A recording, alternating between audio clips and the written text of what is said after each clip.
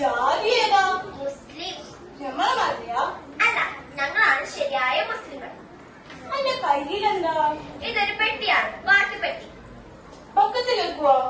Qatar, Bangalore, Rajasthan, America തുടങ്ങിയ ലോകത്തിലെ എല്ലാ സ്ഥലത്തും ഇത് കേൾക്കും. എന്റെ ഉപ്പൂപ്പാക്ക് ആന ഉണ്ടായിരുന്ന? ഇല്ല.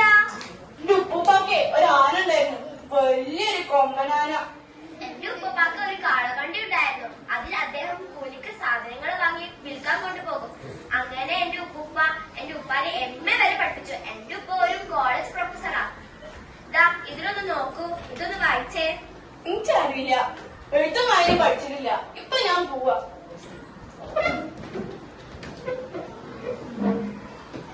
അവരെ ഇസ്ലാമികളല്ല, അവളുമാരെ തലയിൽ പൂ വെച്ചിന്, കാതും കുത്തിയിട്ടില്ല.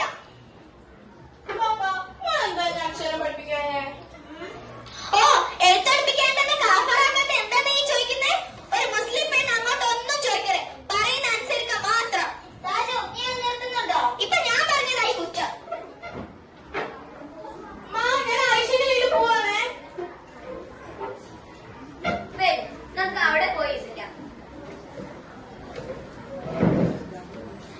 ഇന്നു മുതൽ ഞാൻ നിന്റെ ഗുരുനാഥയാണ്. ആ ജാതി ഇതിലുണ്ടോ എന്ന് നോക്കൂ. ഉണ്ട്. ഇനി വാ വെച്ചിട്ടൊരു വാക്ക് പറയൂ. ബുദ്ധുസേ, വഴി എന്ന് പറയണം. നീ മറ്റൊരു വാക്ക് പറയൂ. വഴുതനങ്ങ. വഴുതനങ്ങ എന്ന് പറയണം.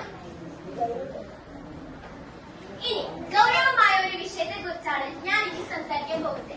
എന്റെ ഇക്കാക്ക നിസാർ അഹമ്മദ് പറഞ്ഞിട്ടാണ് ഞാൻ നിന്നെ പഠിപ്പിക്കുന്നത്. ഒന്ന് പോവാ ആഴ്ച.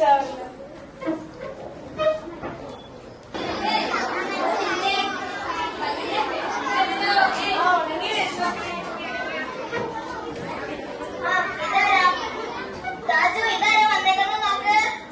ഓ, അഹമ്മദോ? അഹമ്മദല്ല, നിസാർ അഹമ്മദ്. അല്ല, എനിക്കൊരു സംശയം. മൂക്കമാമിന് നന്നാക്കാൻ കഴിയോ? അതെന്താ? അമ്മ അതിന് വിഷമുള്ളവർ നമ്മുടെ ഇടയിലുണ്ട്. കുറുക്കൻ, ചെന്നായി, പാമ്പ്, പുലി എന്നിവയുടെ സ്വഭാവമുള്ളവരെ ഞാൻ കണ്ടിട്ടുണ്ട്. അതിനെയൊക്കെ മെരുക്കി മനുഷ്യൻ സ്വയം ചെറുപ്പടിക്ക് നിർത്തുന്നുണ്ടല്ലോ. അതിനാ കാട് വെച്ച് പിടിപ്പിച്ചത്?